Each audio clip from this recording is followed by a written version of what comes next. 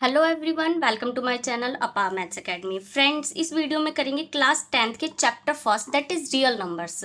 सभी इंपॉर्टेंट और basic formulas with example detail में समझेंगे, जिससे चैप्टर को करना इजी हो जाएगा। आप एक्सरसाइज को बहुत इजीली समझ पाएंगे जब आप इंट्रोडक्शन ध्यान से देखेंगे। ठीक है, तो शुरू करते हैं आज की वीडियो, जो कि है रियल नंबर्स। ओके, तो रियल नंबर्स की अगर हम बात करें तो सबसे पहले हमें ये पता होना चाहिए कि रियल नंबर्स होते क्या है। Friend, real numbers rational numbers और इरेशनल नंबर्स का कॉम्बिनेशन, या फिर कह सकते हैं रैशनल नंबर्स और इरेशनल नंबर्स का यूनियन रियल नंबर्स होता है। रैशनल नंबर्स कौन कौन से होते हैं वो भी पता होना चाहिए।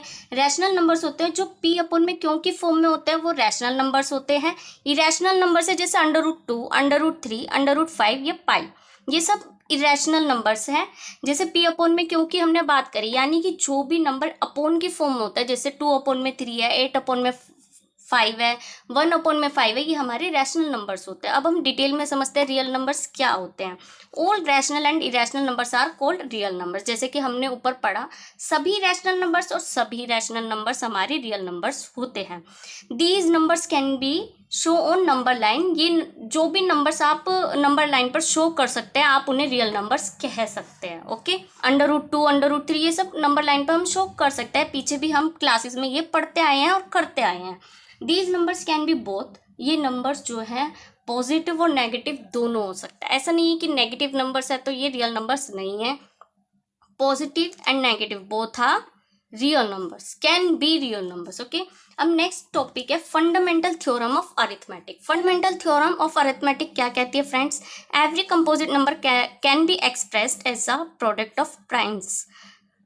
मतलब कि जो भी कंपोजिट नंबर्स होते हैं ना, वो हम प्राइम नंबर्स के प्रोडक्ट के रूप में उन्हें दिखा सकते हैं, एक्सप्रेस कर सकते हैं। एंड दिस फैक्टराइजेशन, और जो भी हम फैक्टराइजेशन करेंगे वो यूनिक होगा अपार्ट फ्रॉम द ऑर्डर। मतलब कि ऐसा नहीं कि जिस ऑर्डर में चल रहा है वही हो। अगर कोई नंबर बाद में है तो वो पहले भी आ सकता है, और जो पहले है वो बाद में भी आ सकता है, इन विच द प्राइम फैक्टर्स ओकर। ओके फ्रेंड्स, जब एग्जाम्पल के थ्रू आपको समझाया जाएगा तो आप बेटर समझ पाएंगे। तो समझते हैं एग्जाम्पल के थ्रू। जैसे कि मैं कोई 2 नंबर ले लेती हूँ, आपको पता होगा कंपोजिट नंबर्स कौन से होते हैं। कंपोजिट नंबर्स वो होते हैं जो 1 के अलावा भी अदर्स टेबल में आ जाए। ठीक है फ्रेंड, तो हमने 2 नंबर लिए 96 एंड 404। मैंने 2 नंबर लिए 96 और 404। अब मैं इनकी फैक्टराइजेशन करूंगी। फैक्टराइजेशन मतलब इनका एलसीएम लूंगी। एलसीएम आपको लेना आता होगा, मैंने साइड में लेके दिखाया हुआ है। 96 का एलसीएम 2 4 जा 8, 2 8 जा 16, 2 2 जा 4, 2 4 जा 8। ठीक है, अब 24 आया, 2 1 जा 2, 2 2 जा 4, 2 के टेबल में 6 पे जाएगा, फिर 3 पे, 3 1 जा 3। ये 96 के फैक्टर्स हो गए। कितने हैं? ये 5 है हमारे, 5 टाइम्स यहाँ लिख दिया इंटू 3। ओके, 404 का एलसीएम लिया तो यहाँ पे मैंने शो कर दिया। ये हमारे कंपोजिट नंबर्स हैं, जो कि देखो 1 के अलावा भी कई टेबल्स में आते हैं। और जब मैंने इसके फैक्टर्स किए तो क्या है, सारे प्राइम फैक्टर्स, यानी कि वो नंबर जिन्हें मैं प्राइम फैक्टर्स के रूप में दर्शा सकती हूँ, एक्सप्रेस कर सकती हूँ, वो हमारे कंपोजिट नंबर्स होते हैं। ठीक है, तो ये आपको fundamental theorem of arithmetic topic clear हो। अब नेक्स्ट टॉपिक पे चलते हैं, which is very important. Okay, move on to the next page. ठीक है, तो नेक्स्ट टॉपिक हमारा क्या है friend? Find the LCM and HCF by the prime factorisation method. हमें एलसीएम और एचसीएफ फाइंड आउट करना है, बट कैसे? प्राइम फैक्टराइजेशन मेथड से हमें एलसीएम और एचसीएफ फाइंड आउट करना है। इसके लिए मैं क्या करूंगी फ्रेंड, जो नंबर मैंने पहले लिए थे ना, वही नंबर मैं दोबारा ले लेती हूँ। उन्हीं नंबर से मैं आपको ये टॉपिक करके दिखाऊंगी। एलसीएम 96 और 404 मैंने 2 नंबर्स लिए हैं, तो उसके लिए मैं कैसे प्राइम फैक्टराइजेशन करके इनका एलसीएम और एचसीएफ फाइंड आउट करते हैं हम लोग, वो हम इसमें समझेंगे। ठीक, तो उसके लिए हम सबसे पहले 96 और 400 दोनों के फैक्टर्स कर लेंगे, जैसे कि मैंने पीछे किया है। मैं आपको पीछे एक बार करके दिखा देती हूँ। जैसे कि देखिए 96 और 404 के हमारे फैक्टर्स ये आए थे। अब इससे हम एलसीएम कैसे निकालेंगे दोनों नंबर का एक साथ, ऐसे मतलब 96 और 400 का कैसे निकालेंगे आप ये देखिए। जैसे यहाँ पे भी 2 है और यहाँ पे भी 2 है, मैं कौन से 2 उतारूंगी? जिनकी पावर ज्यादा है। जिस यहाँ पे 2 की पावर 5 है, यहाँ 2 की पावर 2 है, तो हाईएस्ट पावर वाले नीचे आ जाते हैं, यानी 5 टाइम्स। ठीक है, यहाँ पे 3 रह गया, यहाँ पे 101। एलसीएम में हमें सभी नंबर्स लेने होते हैं। ठीक है, तो ये इसका एलसीएम हो गया फ्रेंड्स, जो भी इनका मल्टीप्लाई करके आएगा वही मैंने पीछे किया है। अब एक बार यहीं पर ही हम एचसीएफ समझ लेते हैं। एचसीएफ कैसे? इन दोनों का। एचसीएफ में हम कॉमन फैक्टर्स निकालते हैं जो दोनों में ही होता है, ठीक है। अब जैसे यहाँ पे भी 2 है, यहाँ पे भी 2 है, तो ये एक जोड़ा उतर गया, यानी इनका पेयर बन गया। तो यहाँ पे एक 2 उतर गया कॉमन। यहाँ पे भी 2 है, यहाँ पे भी 2 है, तो ये 2। अब यहाँ पे किसी का भी पेयर नीचे से नहीं बन रहा है, यानी कि दोनों में जो कॉमन हो ऐसा कोई नंबर नहीं बचा है। तो यहाँ पे एचसीएफ तो हमें 4 पता चल गया। अब एलसीएम इनका जो भी मल्टीप्लीकेशन होगा वो एचसीएफ होगा। आई होप आपको एलसीएम समझ में आ गया है कि मतलब जो भी इनका मल्टीप्लीकेशन होगा वो एलसीएम होगा। आपको समझ में आ गया होगा कि हमने एलसीएम कैसे निकाला। Highest power of the number हम इसमें लेते हैं और बाकी जो नंबर बच गए वो भी हम लिख लेते हैं, ठीक है। अब चलते हैं अपने टॉपिक पर। देखिए, तो मैंने यहाँ पे किया, तो सबका जो मल्टीप्लिकेशन आया था वो 9696 आया। जैसे कि मैंने यहाँ पे आपको बताया, product of the greatest power of each prime factor, जो भी ग्रेटेस्ट पावर है उनका हम ग्रेटेस्ट पावर है उसे उतार लेते हैं, बाकी जो बच गया वो भी आता है, क्योंकि एलसीएम में सभी नंबर्स हमें लेने होते हैं। एचसीएफ करके दिखाया आपको, product of the smallest power of each common factors, common factor हो जहाँ ऊपर भी है नीचे भी है। अब नेक्स्ट टॉपिक है फ्रेंड्स हमारा relation between LCM and HCF. ये टॉपिक फ्रेंड बहुत इंपॉर्टेंट है, बहुत इंपॉर्टेंट है, इसको आप ध्यान से समझिएगा, ठीक है। हमें बताना है एलसीएम और एचसीएफ में रिलेशन क्या है, तो उसके लिए हमें एक पर्टिकुलर फॉर्मूला दिया होता है। इस फॉर्मूले से हम इस क्वेश्चन को समझेंगे। 1 number into another number is equals to LCM into HCF. इन्होंने क्या कहा, दो नंबर्स का प्रोडक्ट, कोई दो नंबर दिया गया, उनका प्रोडक्ट इक्वल टू होता है एलसीएम एंड एचसीएफ के प्रोडक्ट के। वो हम कैसे प्रूफ करेंगे, देखिए। अब मैं दो नंबर वही ले लेती हूँ जो हमने लिए हुए हैं। 1 नंबर हमारा 96, another number will be 404, okay. HCF क्या गिवन है हमें, 4। ये तीन चीज हमें गिवन है, हमें एक फॉर्मूला पता है। कोई भी तीन चीज अगर हमें पता है तो हम फोर्थ चीज निकाल सकते हैं, यानी कि हमें एलसीएम नहीं पता, बाकी सब दिया, तो हम इससे क्या करेंगे, एलसीएम निकाल सकते हैं इजीली, ठीक है। तो क्या है, फॉर्मूले में पुट कर देते हैं 1 number into another number is equals to LCM और एचसीएफ की जगह जो वैल्यू गिवन है, ठीक है। अब हमने इसे रीअरेंज किया, एलसीएम यहाँ पे 4 एलसीएम के साथ इनटू में है, इधर जाएगा, इक्वल टू के इस साइड आएगा तो डिवाइड में हो जाएगा। कैंसिल किया, 4 1 जा 4, 4 1 जा 4, 0 0, 4 1 जा 4। तो एलसीएम क्या आया फ्रेंड, एलसीएम 101 इंटू 96, दोनों को मल्टीप्लीकेशन करके 9696 आ गया। अब आप ऊपर देखेंगे, ऊपर भी हमारा जो एलसीएम आया था वो 9696 आया था। इट मीन्स हमने बिल्कुल सही किया है। इससे आप इजीली आपने एलसीएम फाइंड आउट कर लिया। अगर कोई भी तीन चीजें दी हुई है तो हम इससे फोर्थ चीज निकाल सकते हैं, ठीक है। अब नेक्स्ट टॉपिक, प्रूफ करना है कि √2 is a irrational number. √2 is a irrational number, हमें ये प्रूफ करना है। कैसे प्रूफ करेंगे, इसके लिए हम कॉन्ट्राडिक्शन मेथड का यूज करेंगे, यानी कि जो हमें निकालने के लिए कहा है हम उसका अपोजिट ले लेंगे और पहले ही अज्यूम कर लेंगे। कैसे, जैसे कि हमने अज्यूम कर लिया कि इसका कॉन्ट्रेरी कि √2 जो है रैशनल नंबर है। हमें इरेशनल नंबर प्रूफ करने के लिए कहा, हमने इसे रैशनल मान लिया है, और जब हम इसे प्रूफ करेंगे आगे जाके कि रैशनल तो है ही नहीं, तो रैशनल अगर नहीं है तो क्या होगी, इरेशनल हो जाएगा। Let us assume to the contrary the √2 is rational. हमने अज्यूम कर लिया √2 का कॉन्ट्रैरी यानी उल्टा विरोधाभास की ये रैशनल नंबर है, तो उसके अकॉर्डिंग हम अब इसे सॉल्व करते हैं।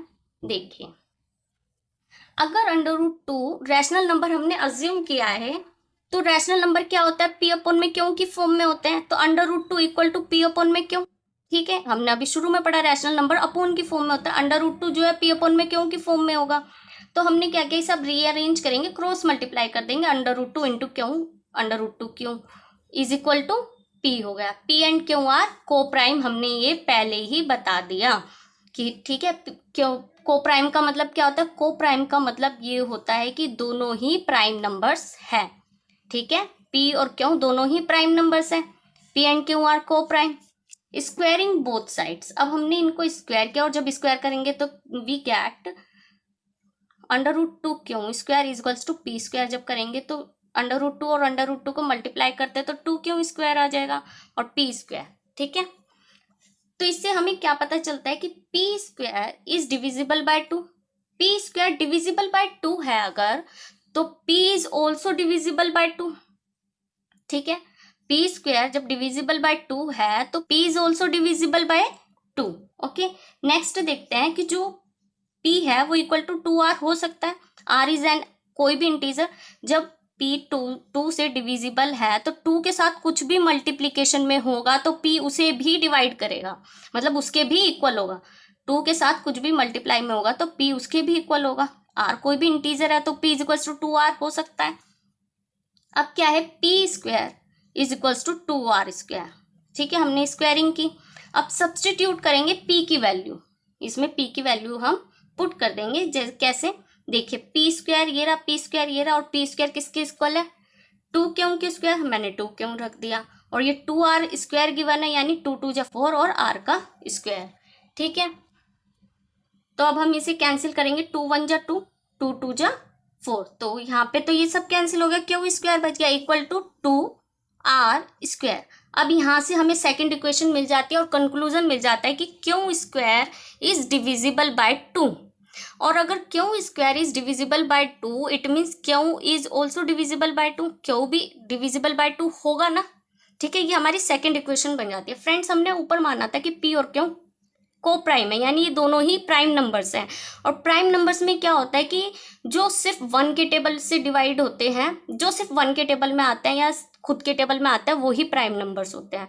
लेकिन हमने यहाँ पे देखा ये एटलीस्ट 2 के टेबल में तो आ रहे हैं। हमने दिखाया ना कि p इज डिविजिबल बाय 2 और q is also divisible by 2, तो यानी ये 2 से, यानी कि हमने जो अज्यूम किया था वो गलत है, यानी ये रैशनल नंबर नहीं है। अगर रैशनल नंबर होते तो ये 2 से डिवाइड नहीं होते, क्योंकि p और q को प्राइम है। तो from equation first and second, अगर हम फर्स्ट और सेकंड इक्वेशन देखें, therefore p and q have at least 2 as a common factor। p और q के पास कम से कम 2 तो है जो उनका कॉमन फैक्टर है। और ये क्यों हुआ है problem, the contradiction has arisen, ये कॉन्ट्राडिक्शन इस वजह से हुआ because of our incorrect assumption, क्योंकि हमने गलत अज्यूम कर लिया, वो हमने उसे अज्यूम कर लिया कि रैशनल नंबर है, जबकि ये रैशनल नंबर तो है ही नहीं। अजम्पशन क्या अज्यूम किया था, that two under root 2 is rational number, इसलिए क्या होगा, under root 2 is an irrational number because वो डिविजिबल बाय 2 हो रहा है। Okay, exercise 1.1 first question is express each number as a product of its prime factors. हमें जो भी नंबर्स दिए इनके प्राइम फैक्टर्स करने हैं। ठीक है, सिंपल है तो हम कर लेते हैं। प्राइम फैक्टर्स करने के लिए हमें क्या करना होता है, सबसे पहले जो कि हमने इंट्रोडक्शन वीडियो में समझा है, प्राइम फैक्टर करने के लिए हम सबसे पहले इनका एलसीएम निकालेंगे फ्रेंड। ठीक है, एलसीएम आपको आता ही होगा, तो 140 का मैं एलसीएम निकाल के आपको दिखा देती हूँ। जैसे 2 के टेबल में ये 70 पे जाएगा, देन 35। प्राइम फैक्टर्स क्या होते हैं फ्रेंड, प्राइम फैक्टर्स वो होते हैं जो सिर्फ 1 के टेबल से डिवाइड होते हैं। ठीक है, वो नंबर जो 1 के टेबल से डिवाइड हो वो प्राइम नंबर्स होते हैं, यानी हमें इसके यहाँ पे जो नंबर्स आएंगे वो प्राइम नंबर्स होने चाहिए, उसे हम प्राइम फैक्टर्स कहते हैं। ठीक है, तो ये इसके फैक्टर्स हो गए 140 के, तो ध्यान से समझिएगा। 140 के फैक्टर्स आए हमारे 2 इंटू 2 इंटू 5 इंटू 7। ठीक है, बस इतना ही था ये क्वेश्चन। आई होप आपको समझ में आया होगा, और ये बहुत इजी भी है, इंट्रोडक्शन वीडियो में आपने समझ ही लिया होगा कॉन्सेप्ट प्रॉपर। अब हमें करना है 156 का। 156 का कैसे करेंगे देखेंगे। 2 के टेबल में जाएगा 156, 2 7 जा 14, 2 8 जा 16, 2 3 जा 6, 2 9 जा 18, 3 से चले जाएंगे अब 13 1 जा 13। तो हम यहाँ पे करके दिखा देंगे अच्छे से। ठीक है, ये product of its prime factors of each numbers. अब हम करेंगे 505 का।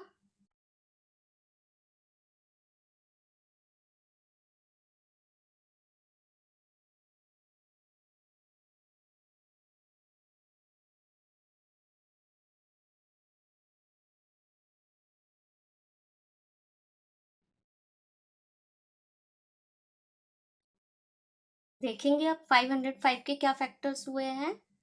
ये हुए 5 इंटू 7 इंटू 13 इंटू 11, सभी प्राइम नंबर से आप देख रहे हैं। अब 3825 का निकाल लेंगे।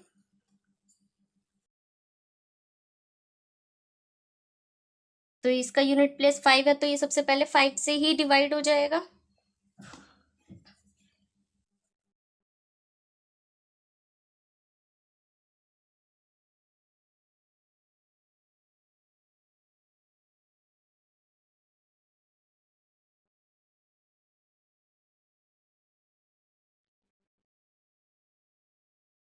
ठीक है, तो इसके फैक्टर्स क्या हुए 3825 के 5 × 5 × 3 × 3 × 17।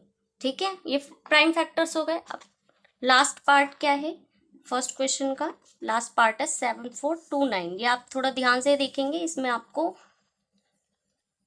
ध्यान से देखने की जरूरत है। 7429 किससे डिवाइड होगा? 7429 अगर आप टेबल आता होगा, आप यहाँ पे टेबल लिख सकते हैं अगर, तो वो इजी पड़ जाता है टेबल लिख करके, बड़े टेबल्स हैं। तो 17 का अगर मैं टेबल लिखती हूँ आपके लिए, ये देखिए 74 से छोटा ये जो है 4, 68 6 इधर आ गया, जब 6 इधर आ गया तो अब ये 3 पर जाएगा, तो अब ये इधर आ गया, ये बन गया हमारा 119, और 119 17 के टेबल में कितने पर आता है? 7 पर। ठीक है, अब 437 किससे जाएगा? 19 से जाएगा। ये छोटा कर लेते हो, 19 2 जा 38 और 7, तो 19 3 जा 57।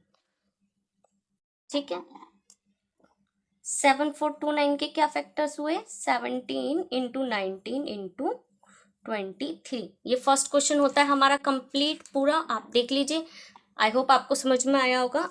मैं आपसे एक रिक्वेस्ट करना चाहूंगी, अगर आपने वीडियो को लाइक नहीं किया तो प्लीज़ फ्रेंड्स कर दीजिए, अपने क्लासमेट में शेयर कीजिए, और चैनल सब्सक्राइब नहीं किया तो प्लीज़ चैनल को सब्सक्राइब कर लीजिए, इससे मुझे मोटिवेशन मिलता रहेगा। तो हम देखते हैं question number second, find the LCM and HCF of the following pair of the integers and verify that. इस क्वेश्चन में हमें एलसीएम और एचसीएफ फाइंड आउट करने के लिए कहा गया है, जो भी हमें पेयर ऑफ इंटीजर्स दिए हुए हैं, उसके बाद हमें इसे वेरीफाई भी करना है। ठीक है, तो करते हैं हम। सबसे पहले एलसीएम और एचसीएफ निकालेंगे, उसके लिए हमें करना होता है फैक्टर्स। ठीक है, 26 और 91 के हमें फैक्टर्स चाहिए सबसे पहले। फिर इन्होंने कहा है इसका एलसीएम निकालिए 26 और 91 का। फिर कहा है एचसीएफ निकालिए। ठीक है, पहले हम इतना करेंगे और फिर बताएंगे वेरीफाई कैसे करना है। तो 26 के जो फैक्टर्स होंगे वो तो हमें पता ही है, इजीली 2 × 13 आएगा एलसीएम, और 91 का जो एलसीएम आएगा वो 13 × 7 आएगा। ठीक है, तो इसका एलसीएम ये आ गया। अब 26 का एलसीएम मिल गया, 91 का एलसीएम मिल गया। अब हमें 26 और 91 का एलसीएम बोथ इनका क्या होगा वो हम देखते हैं। देखिए यहाँ पे 2 है, 13 है और 7 है। जो 13 ऊपर भी है और नीचे भी है वो तो हम लेंगे एक बार। ठीक है, दोनों का एक बार। अब बच गया 2 और 7, तो ये हम दोनों ही ले लेंगे। ठीक है, कॉमन वाले हम एक लेते हैं, और वो जिनकी पावर ज्यादा है। यहाँ पे 13 दोनों में ही एक एक बार है, तो इसलिए एक बार आ गया। एचसीएफ क्या होता है? एचसीएफ होता है कॉमन फैक्टर जो दोनों में ही है। कॉमन फैक्टर क्या है? इसमें 13 है, 13 ऊपर भी है और नीचे भी है, आप देखेंगे ये कॉमन है, तो ये हमारा हो गया एचसीएफ 13। ठीक है, ये हमारा एचसीएफ हो गया। इसका एलसीएम क्या बनेगा अगर हम मल्टीप्लाई करेंगे? 182। ये हमारा एलसीएम आया। अब हम इसे वेरीफाई करेंगे। वेरीफाई कैसे करेंगे? यहाँ पे कर देते हैं वेरीफाई। ठीक है, वेरीफाई करने के लिए हमने इंट्रोडक्शन वीडियो में एक फॉर्मूला पढ़ा था, जिसमें था जो एलसीएम और एचसीएफ का प्रोडक्ट होता है वो इक्वल टू होता है 1 नंबर के इंटू सेकेंड नंबर के। एलसीएम हमने निकाला यहाँ पे 182 और एचसीएफ हमें मिला 13। एक नंबर हमारा पहला नंबर था 26 एंड सेकेंड नंबर था हमारा 91। अब इन दोनों का मल्टीप्लीकेशन हमें क्या मिलेगा? करिए आप, इन दोनों का मल्टीप्लीकेशन क्या होगा? तो इसका मल्टीप्लीकेशन आया है 2366। 26 × 91 भी होता है 2366, दोनों ही इक्वल है। इट मीन्स ये वेरीफाइड हमने कर दिया। ठीक है, अब नेक्स्ट देखते हैं। नेक्स्ट भी ऐसे ही होगा। देखिए हम एलसीएम ले लेते हैं 510 का। यहाँ पे मैं एक बार लिख के दिखाती हूँ आपको। इनका एलसीएम क्या आएगा? 510। 2 से जाएगा, 2 2 जा 4, 1 इधर आ गया, 2 5 जा 10, 1 इधर, 2 5 जा 10, देन ये 5 से 5 5 जा 25, 3 1 जा 3, 3 7 जा 21 और 17 1 जा 17। ये होगा इनके फैक्टर्स। ठीक है, अब 92 के कर लेते हैं।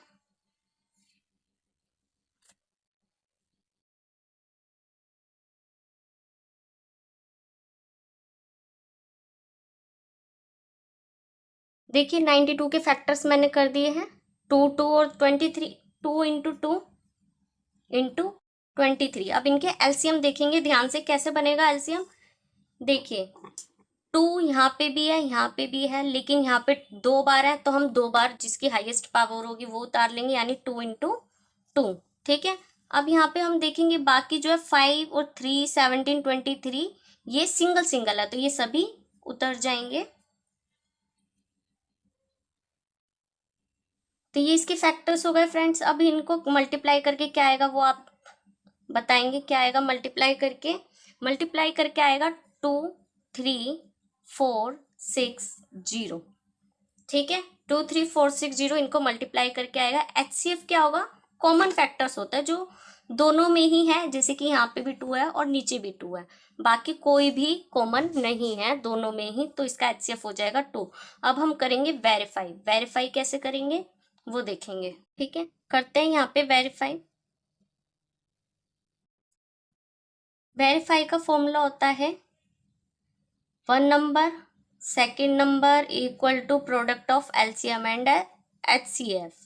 एक नंबर हमारा है 510 इंटू 92 और एलसीएम हमारा निकला 23460 और एचसीएफ हमारा निकला 2। ठीक है, दोनों को हम मल्टीप्लाई करेंगे तो क्या आएगा, इसका आ रहा है 46920, यहाँ पे भी आ रहा है 46920, आप करके देख लेंगे और दोनों ही इक्वल है, इट मीन्स वेरीफाइड। ठीक है, अब नेक्स्ट पार्ट देखते हैं इसका, विच इज लास्ट। तो यहाँ पे 300, सबसे पहले 336 का एलसीएम निकाल लेते हैं। 2 1 जा 2 1, 2 6 जा 12, 2 8 जा 16।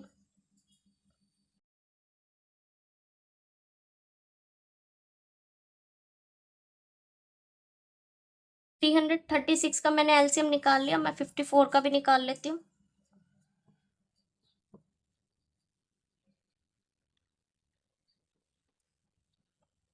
देखिए एलसीएम कंप्लीट हो गया। अब यहाँ पे हम कर लेते हैं, कितनी बार है ये 2, 4 टाइम्स है।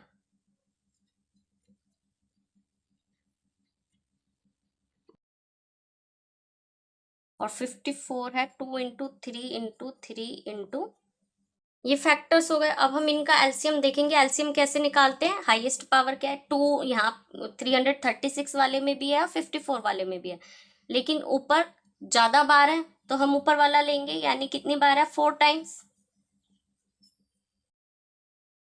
ठीक है, 3 नीचे भी है और ऊपर भी है, तो हम नीचे ज्यादा है, 3 की पावर नीचे ज्यादा है तो हम नीचे वाला लेंगे, 3 इंटू 3 इंटू 3। ठीक है, अब क्या बच गया, ओनली 7, सिर्फ 7 बच गया, तो वो भी हम उतार लेंगे क्योंकि एलसीएम में सभी नंबर्स लिए जाते हैं।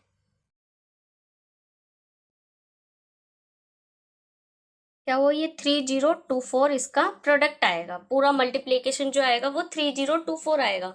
एचसीएफ निकाल लेते हैं। एचसीएफ आपको पता ही है, जो कॉमन होता है 2 2 कॉमन है और 3 3 कॉमन है, जो ऊपर भी है और नीचे भी है, बाकी किसी का भी पैर नहीं बन रहा है, तो यहाँ पे एचसीएफ क्या हुआ 2 into 3 which is equal to 6। ठीक है, अब हम वेरीफाई कर लेंगे।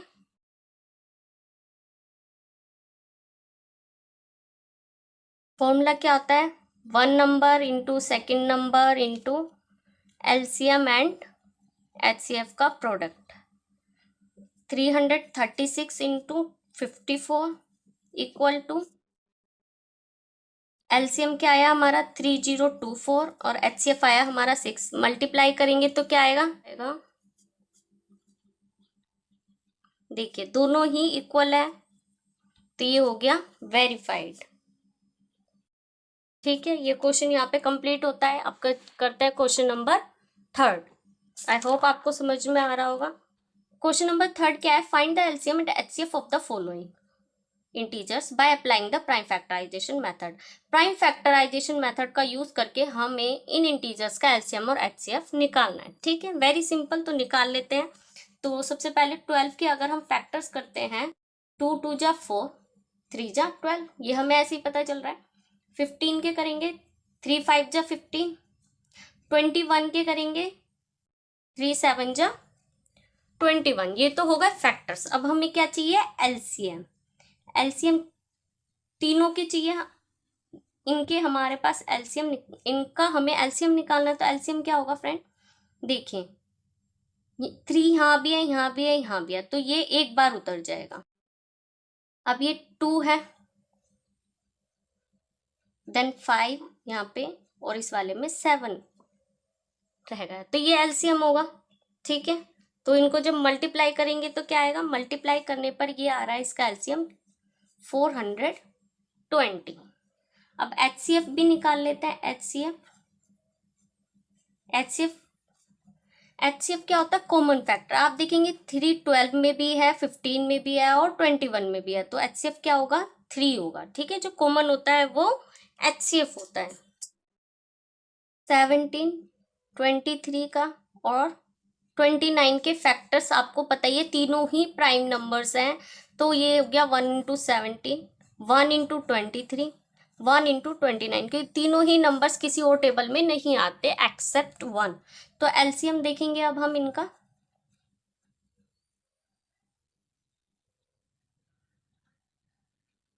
एलसीएम क्या होगा, यही होगा 1 1 1, तीनों में तो एक बार उतर गया, और 17 इंटू 23 इंटू 29 क्या आएगा, मल्टीप्लाई करने पर बताएंगे आप। एचसीएफ देखते हैं अब हम पहले इसका, एचसीएफ क्या है, तीनों में क्या कॉमन है आप देखिए, तीनों में जो मेरे को कॉमन दिख रहा है वो है 1, ओनली 1 है जो तीनों में ही आ रहा है, तो एचसीएफ हो गया 1। आपने इसका मल्टीप्लाई कर ही लिया होगा, तो क्या है इसका मल्टीप्लाई करने पर, अब यहाँ पे देखेंगे 8 का फैक्टर, 9 के फैक्टर्स एंड 25 के फैक्टर्स। ठीक है, 8 के फैक्टर्स क्या होंगे, 2 2 जा 4, 4 2 जा 8, ये 3 3 जा 9, 5 5 जा 25। एलसीएम क्या होगा, 8 9 और 25 का, देखेंगे तीनों में ही अलग अलग नंबर्स है, तो तीन सभी उतर जाएंगे फिर।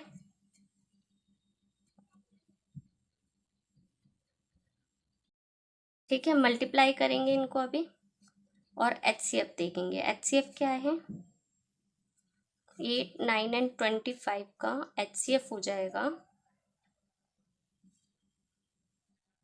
1, तीनों में जो कॉमन है 1 तो रहेगा ही, तो एचसीएफ क्या होगा 1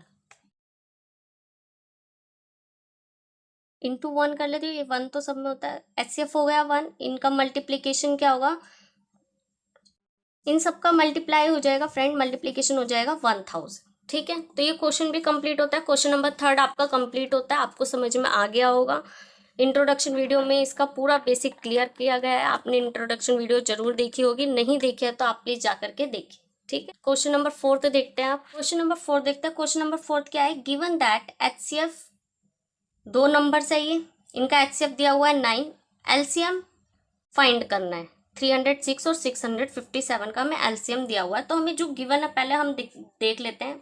1 नंबर हमें गिवन है 306, ठीक है, और सेकंड नंबर हमें गिवन है 657।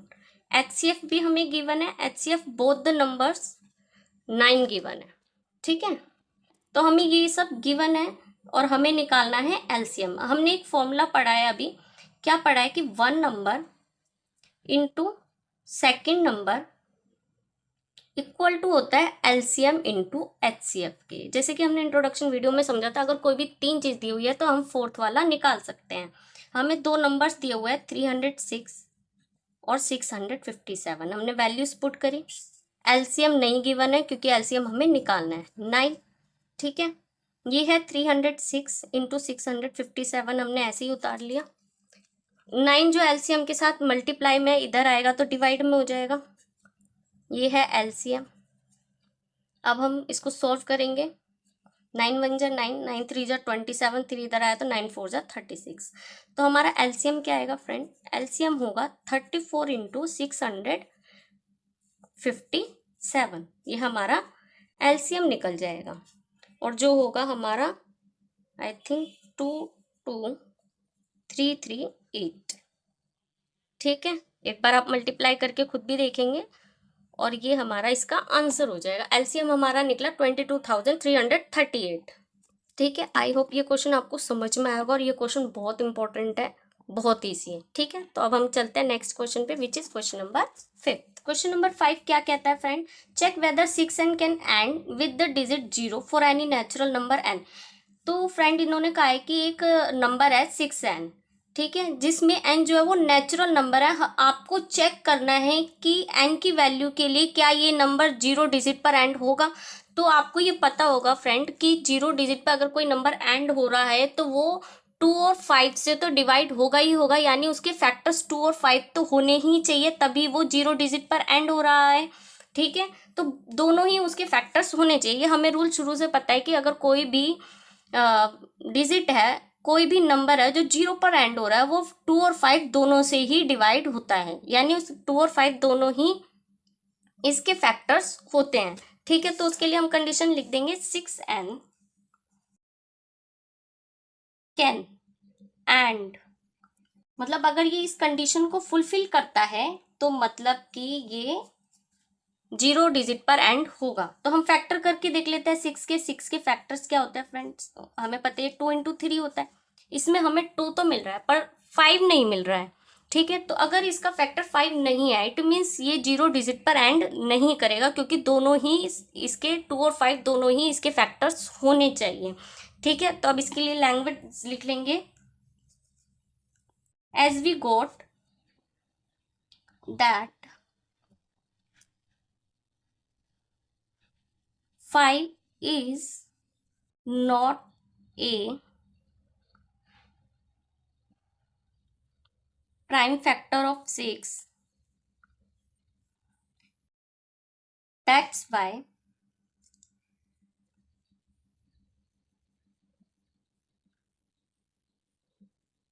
and with the digit 0। ठीक है, तो ये क्वेश्चन यहाँ पे सोल्व होता है, आपको समझ में आ गया होगा। अब नेक्स्ट क्वेश्चन देखते हैं, क्वेश्चन नंबर 6।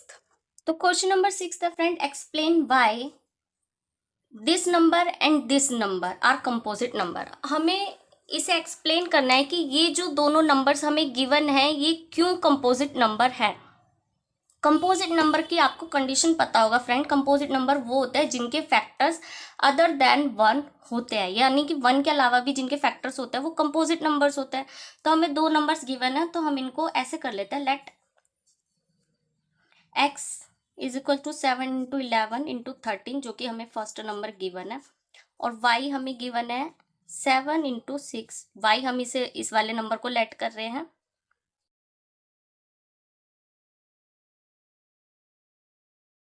ठीक है, ये हमें गिवन है। अब हम इसको थोड़ा सा सिंपल कर लेंगे। सिंपल कैसे कर लेंगे, अब हम देखेंगे इस साइड और इस साइड, ये दो साइड से, क्योंकि बीच में प्लस आ रहा है, यहाँ पे दोनों ही जगह 13 जो है कॉमन है, तो यहाँ पे क्या बच गया 77। 11 इंटू 7 क्या होता है 77, प्लस 13 हम यहाँ पे कॉमन ले चुके हैं, तो 13 वन जा 13, यहाँ पे इंटू 1 है जिससे 77 ही आएगा। अब 13 के टेबल में 13 1 पर आता है, तो यहाँ पे 1 रह गया। अब ऐसे यहाँ पे देखेंगे, यहाँ पे क्या कॉमन है, इस साइड और इस साइड देखेंगे 5 यहाँ भी है और यहाँ भी है, तो इसलिए यहाँ पे भी कॉमन ले लेंगे। 7 इंटू 6 और 5 की जगह आ जाएगा 1, क्योंकि 5 के टेबल में 5 1 पर आता है। 4 3 2 इंटू 1 प्लस 5 के टेबल में 5 1 पर, यहाँ पे 1 आ गया।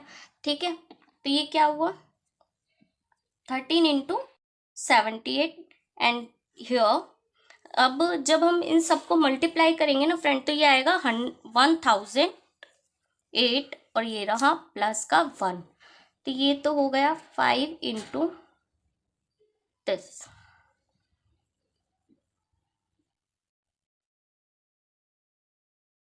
तो ये क्या है 13 और 78 के फैक्टर्स क्या होते हैं ये देखेंगे। 78 के फैक्टर्स क्या होंगे, अगर आप अलग से करना चाहें तो अलग से कर लेंगे, नहीं तो आपको पता ही है कैसे होंगे। 2 इंटू 3 होता है 6, और 6 को जब 13 से मल्टीप्लाई करते हैं तो 78 आता है। 13 6 जा 78 होता है ना, तो इसके फैक्टर्स 78 के मैंने सिंपल फैक्टर्स कर दिया है यहाँ पे। और 109 के फैक्टर्स, 109 के कोई फैक्टर नहीं होते, तो ये इतना ही रहेगा। तो यानी कि इनके जो हम देख रहे हैं इन नंबर्स के क्या है, 1 के अलावा भी अदर फैक्टर्स हैं।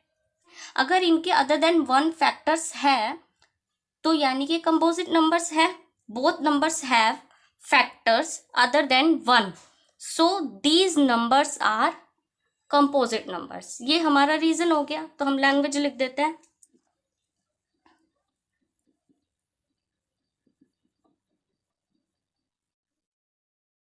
जो कि हमने एक्स एंड वाई माना था फ्रेंड, बोथ नंबर्स.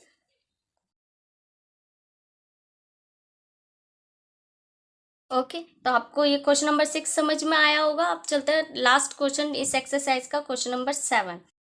फ्रेंड्स, मैं आपसे रिक्वेस्ट करूंगी, अगर आप अभी तक आपने चैनल सब्सक्राइब नहीं किया तो प्लीज़ चैनल को सब्सक्राइब कर लीजिए और अपने क्लासमेट में शेयर कीजिए, इससे मुझे मोटिवेशन मिलता रहेगा. ओके, तो करते हैं क्वेश्चन नंबर 7. क्वेश्चन नंबर 7 क्या है फ्रेंड? क्वेश्चन नंबर 7 है, there is a circular path. एक सर्कुलर पाथ है around a sports field. Sports field के अराउंड एक सर्कुलर पाथ है. Sonia takes 18 minutes to drive 1 round of the field. Sonia एक round करने में 18 मिनट्स लेती है. While Ravi takes 12 minutes for the same. और उसी काम को, उसी राउंड को करने के लिए जो रवि है वो 12 मिनट्स में एक राउंड कर लेता है. Suppose they both starts at the same point. हमें ये सपोज करना है कि दोनों ही एक ही पॉइंट से स्टार्ट कर रहे हैं and at the some same time, और सेम टाइम पे स्टार्ट कर रहे हैं, सेम पॉइंट से स्टार्ट कर रहे हैं and go in the same direction, और सेम डायरेक्शन में ही जा रहे हैं. ठीक है, तो हमें क्या बताना है? आफ्टर हाउ मेनी टाइम्स, कितने मिनट के बाद will they meet again at the starting point. तो वो कितनी देर बाद, कितने मिनट के बाद वो दोनों वापस मिलेंगे. तो क्वेश्चन में क्या है, एक स्पोर्ट्स फील्ड है, उसके अराउंड सर्कुलर पाथ है.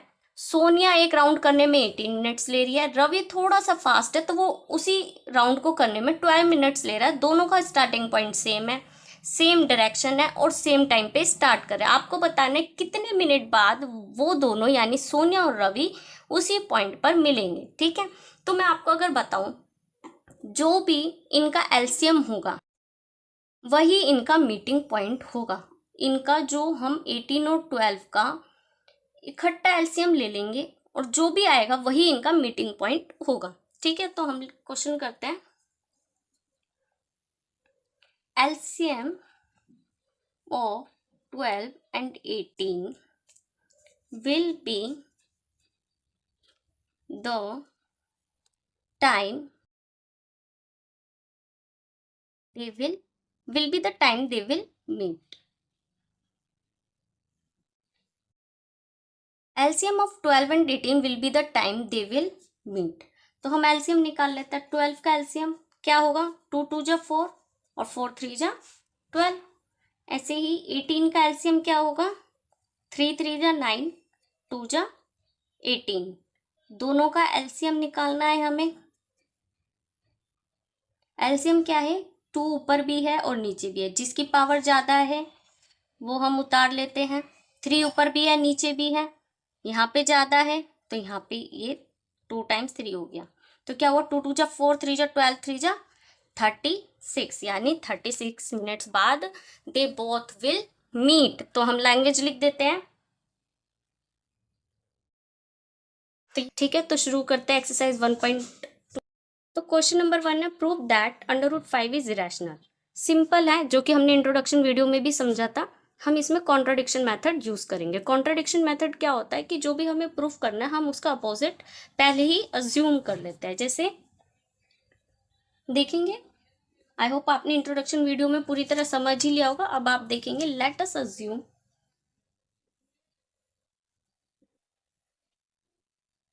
तो हमने अज्यूम किया कि √5 जो एक रैशनल नंबर है. अगर √5 रैशनल नंबर है तो हमें पता है अगर √5 रैशनल नंबर है तो वो इक्वल होगा पी अपॉन में क्यों के. ठीक है, क्योंकि जो रैशनल नंबर्स होते हैं वो पी अपॉन में क्यों के फॉर्म में होते हैं और पी एंड क्यों आर को प्राइम. को प्राइम मतलब क्या होता है? को प्राइम वो होता है जो सिर्फ 1 के टेबल में आए, यानी जिनका कॉमन फैक्टर सिर्फ और सिर्फ 1 होगा और कोई फैक्टर नहीं होंगे, वो होता है हमारे को प्राइम नंबर. ठीक है, तो इससे ये होता है. अब हम इसे क्या करेंगे? क्रॉस मल्टीप्लाई कर लेंगे एंड रीअरेंज कर देंगे. अगर हम इसको √5 को क्यों से मल्टीप्लाई करेंगे तो √5 क्यों एंड पी हो गया. ठीक है, नेक्स्ट स्टेप क्या करेंगे? Squaring both the sides.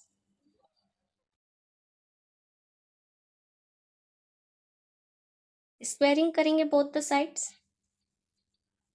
अगर मैं √5 क्यों का स्क्वायर कर देती हूँ एंड पी का स्क्वायर, तो क्या √5 इंटू √5 क्या होता है 5।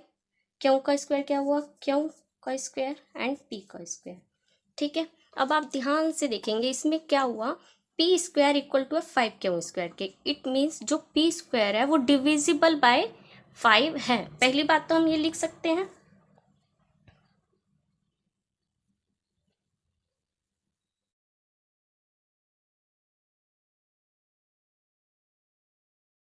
अगर p square is divisible by 5 है तो p is also divisible by 5 होगा। अंडरस्टूड है।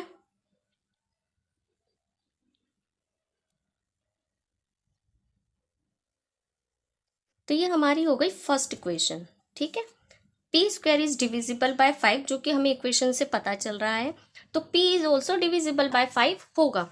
ठीक है, अब नेक्स्ट क्या है, अगर p square is equals to 5 q square है तो मैं क्या लेट कर लेती हूँ नेक्स्ट, कि जो p है वो इक्वल टू है 5r के, और r इज एनी इंटीजर। अब क्या करेंगे, इसमें वैल्यू पुट कर देंगे। जैसे कि ऊपर है 5 के square is equals to p square है, तो p की जगह वैल्यू पुट कर देंगे, क्या है 5 के स्क्वायर, एंड यहाँ पे p का स्क्वायर है तो 5r का भी होल स्क्वायर हो जाएगा। देखेंगे कुछ इस तरीके से, 5 q square is equal to 5 5 जा 25 एंड r का स्क्वायर। जब r को 2 टाइम्स मल्टीप्लाई करेंगे r into two r into r, तो क्या होगा 25r स्क्वायर। ठीक है, कैंसिल करेंगे 5 1 जा 5 और 5 5 जा 25, तो क्या आया q square is equals to 5r square. अब यहाँ पे क्या हमें कंक्लूजन मिलता है, यहाँ पे मिलता है Q square is divisible by 5। If q square is divisible by 5 तो q is also divisible by 5 होगा। ओके, ये होती है हमारी सेकेंड इक्वेशन। अब आप ध्यान देंगे कि हमारी फर्स्ट इक्वेशन थी कि p square is divisible by 5 and q square is divisible by 5 है। ठीक है, जिससे कि क्या हुआ, p is also divisible 5 and q is also divisible by 5। जबकि हमने ये लेट किया था स्टार्टिंग में कि जो p एंड q है आर को प्राइम नंबर। को प्राइम नंबर का मतलब क्या होता है कि वो नंबर्स जिनका कॉमन फैक्टर ओनली 1 होगा, जिनके फैक्टर सिर्फ 1 होंगे, 1 के अलावा वो किसी और टेबल में नहीं आएंगे, किसी भी और टेबल से डिवाइड नहीं होंगे। जबकि हम यहाँ पे हमें जो कंक्लूजन मिलता है उससे हमें ये पता चलता है कि एटलीस्ट 5 तो इनका कॉमन फैक्टर है। तो यानी कि जो हमने एज्यूम किया था वो गलत था, कॉन्ट्रडिक्शन है हमारे अजम्पशन का। तो इससे हमें क्या कंक्लूजन मिलता है, P and Q having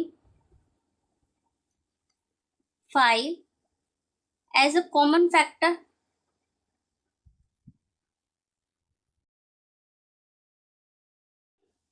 This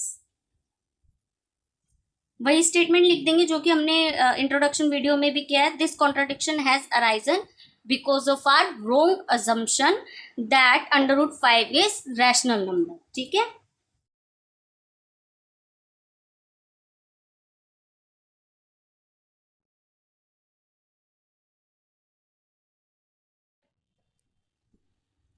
इसलिए therefore √5 is an irrational number।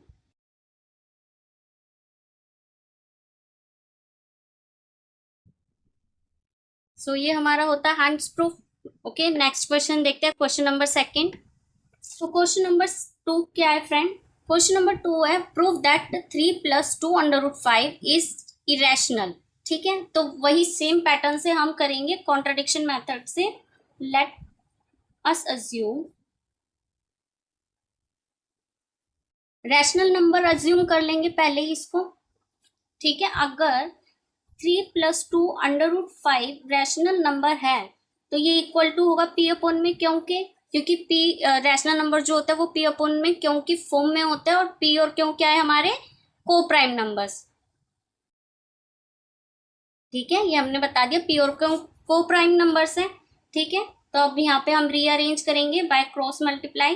2/5 इधर ही रखेंगे, p अपॉन में क्यों, यहाँ पे 3 प्लस का है, p इक्वल टू के दूसरी साइड जाएगा तो माइनस का हो जाएगा, ठीक है। नाउ √5 को इधर ही रखा, 2 √5 के साथ मल्टीप्लाई में है, और जब इस साइड जाएगा तो क्या हो जाएगा, डिवाइड में हो जाएगा।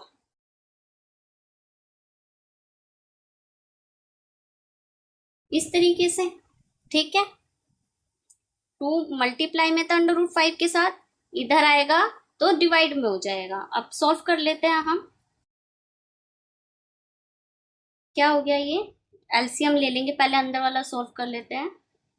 p माइनस 3q, ठीक है। एक स्टेप और सॉल्व कर सकते हैं इस तरह से, तो हमें सॉल्व करके इस तरह का कोई सॉल्यूशन मिलता है। अब आप ध्यान से देखेंगे, √5 क्या है हमारा, √5 हमारा इरेशनल नंबर है, और p माइनस 3q अपॉन में 2q क्या है, हमारा रैशनल नंबर है। और इरेशनल नंबर और रैशनल नंबर कभी भी इक्वल नहीं होते, और जबकि ये इक्वल की फॉर्म में दिखा रहा है, यानी कि ये कॉन्ट्रडिक्शन है, विरोधाभास है। p एंड q, क्या लिखेंगे, p and q are integers, p minus 3q 2q क्या होगा, रैशनल नंबर, ये रैशनल नंबर है। और अगर ये रैशनल नंबर है और ये हम जानते हैं, we know that √5 is irrational number, यहाँ पे लिख देते हैं आगे का, ध्यान रखिएगा, इसके आगे का ऊपर लिख रही हूं मैं, we know that √5 is irrational, irrational cannot be equal to rational number, so this contradiction has arisen because of our wrong assumption that 3 plus 2 √5 is rational, ठीक है। तो हम दिखा देंगे कि 3 plus 2 √5 is irrational number, hence therefore 3 plus 2 √5 is irrational। ये हमारा answer हो गया, ठीक है, हमने प्रूफ कर दिया, ठीक है। आपको समझ में आ गया होगा कि p एंड q इंटीजर्स है, इसलिए ये रैशनल नंबर है, और √5 एज वी नो दैट √5 एक इरेशनल नंबर होता है, और इरेशनल नंबर कभी भी रैशनल नंबर के इक्वल नहीं हो सकता। तो ये कॉन्ट्राडिक्शन इसलिए निकला क्योंकि हमने शुरू में रोंग अजम्पशन ले ली थी कि ये रैशनल नंबर है। अगर ये रोंग है तो सही क्या होगा कि 3 + 2 √5 एक इरेशनल नंबर है, ठीक है। अब हम देखते हैं क्वेश्चन नंबर 3। क्वेश्चन नंबर 3 में फर्स्ट पार्ट है कि proof that following are irrational numbers. हमें नीचे कुछ नंबर्स दिए हुए हैं और हमें उन्हें इरेशनल प्रूफ करना है। तो जो फर्स्ट पार्ट दिया है वो है 1/√2। 1/√2 को हमें इरेशनल प्रूफ करना है, तो पहले वही contradiction method that let us assume to the contrary that 1/√2 is rational, ठीक है। अगर 1/√2 रैशनल है तो वो इक्वल टू होगा p अपॉन में q के, और p and q are coprime, ठीक है। को प्राइम मतलब जिनके कॉमन फैक्टर ओनली 1 होगा, 1 के अलावा ये किसी भी टेबल से डिवाइड नहीं होते हैं। तो क्रॉस मल्टीप्लाई करके देखेंगे क्या आएगा, क्रॉस मल्टीप्लाई करके आ गया q is equals to √2p, ठीक है। अब हम क्या करेंगे, p को q के पास लेके जाएंगे, p के √2 के साथ मल्टीप्लाई में, यहाँ पे आएगा तो क्या हो जाएगा, डिवाइड में। अब आप देखिए ध्यान से, p और q इंटीजर्स है तो वो क्या होंगे, रैशनल नंबर्स है। p एंड q यानी कि यहाँ पे जो q अपॉन में p है ये क्या है, हमारा रैशनल नंबर है, और √2 जो कि हमें पता ही है ये इरेशनल नंबर है, और रैशनल और इरेशनल कभी भी एक दूसरे के इक्वल नहीं होते हैं, यानी कि ये जो हमने माना था, शुरू में अज्यूम किया था, वो गलत अज्यूम किया था, इसीलिए कॉन्ट्राडिक्शन निकल के आ रहा है। तो हम कंक्लूजन लिख देंगे, क्या लिखेंगे, since p and q are integers therefore q upon में p is rational, and we know that under root is irrational, under root 2 is irrational number है, तो क्या होगा, this contradiction has arisen because of our wrong assumption. ठीक है, यहाँ पे वो पूरी लाइन लिख देंगे। सो देयरफॉर 1 में अंडर रूट 2 इज इरेशनल। ठीक है, प्रूफ हो गया ये। आई होप आपको समझ में आ रहा होगा। अगर आपको कोई भी, आपके जो भी व्यूज है, प्लीज मुझे नीचे कमेंट बॉक्स में जरूर बताएं। अगर वीडियो अच्छी लग रही तो प्लीज लाइक कीजिए, अपने क्लासमेट में शेयर कीजिए, और चैनल सब्सक्राइब नहीं किया तो प्लीज कर लीजिए। ठीक है, तो अब नेक्स्ट पार्ट देखते हैं। नेक्स्ट पार्ट क्या है, 7 अंडर रूट 5 को हमें इरेशनल प्रूफ करना है। तो वही हम मान लेंगे, let us assume that 7 under root 5 is rational. ठीक है, अगर 7 अंडर रूट 5 रैशनल नंबर है तो वो किसके इक्वल टू होगा, पी अपॉन में क्यों के, और पी और क्यों क्या है हमारे को प्राइम नंबर। ठीक है, अगर ये को प्राइम नंबर है तो अब हम इन्हें अरेंज करेंगे किस तरीके से, क्रॉस मल्टीप्लाई करके 7 अंडर रूट 5 के साथ मल्टीप्लाई में, उधर जाएगा तो क्या हो जाएगा, डिवाइड में हो जाएगा, तो ये हो जाएगा 7 क्यों। ठीक है, अब आप देखेंगे अंडर रूट 5 क्या है, इरेशनल नंबर है, ये हमें पता ही है, और क्योंकि पी और क्यों क्या है, इंटीजर्स है, और ये क्या है हमारे रैशनल नंबर है। इरेशनल नंबर और रैशनल नंबर कभी इक्वल हो सकते हैं, नहीं हो सकते, तो लैंग्वेज लिख देंगे, since p and q are integers, so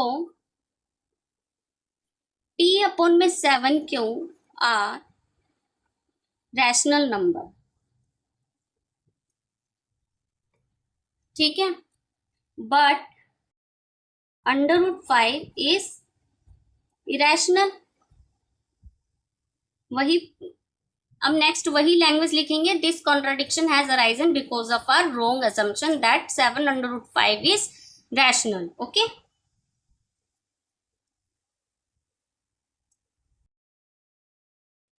so therefore 7 under root 5 is irrational। ठीक है, अब नेक्स्ट पार्ट देखते हैं। थर्ड पार्ट, हमें इरेशनल प्रूफ करना है सभी नंबर को, तो हम इसका कॉन्ट्ररी अज्यूम कर लेते हैं पहले ही। लेट अस अज्यूम, अगर ये रैशनल नंबर है तो रैशनल नंबर किसकी फॉर्म में होता है, पी अपॉन में क्यों की फॉर्म में होता है। पी एंड क्यू आर को प्राइम नंबर्स जिनके कॉमन फैक्टर सिर्फ और सिर्फ 1 होगा, 1 के अलावा ये किसी और टेबल में नहीं आएगा। अब हम इसे अरेंज करेंगे, मतलब कि इस तरीके से देखिए, 6 अंडर रूट 2 के साथ प्लस में, इधर जाएगा तो माइनस में हो जाएगा। अब आप देखेंगे ये वाला नंबर क्या है, इरेशनल नंबर है, और ये क्या है, ये रैशनल नंबर है, और रैशनल नंबर और इरेशनल नंबर कभी भी इक्वल टू नहीं हो सकते हैं। इसलिए अब हम इसका कंक्लूजन यानी इसकी लैंग्वेज लिख देंगे, since p and q are integers,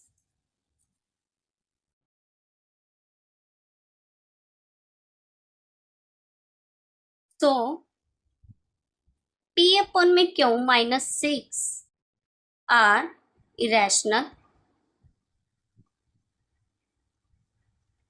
but as we know that under root 2 is rational, so this contradiction has arisen because of our wrong assumption that 6 plus under root 2 is rational. Therefore 6 plus under root 2 is irrational, because rational number cannot be equal to irrational number. Therefore 6 plus under root 2 is irrational. I hope आपको समझ में आई होगी ये exercise. अगर आपको समझ में आई है और आपको अच्छा लगा है वीडियो, तो प्लीज़ लाइक कीजिए, अपने क्लासमेट में शेयर कीजिए, और अगर चैनल सब्सक्राइब नहीं किया है तो प्लीज़ चैनल को सब्सक्राइब कर लीजिए। Thank you for watching, bye bye.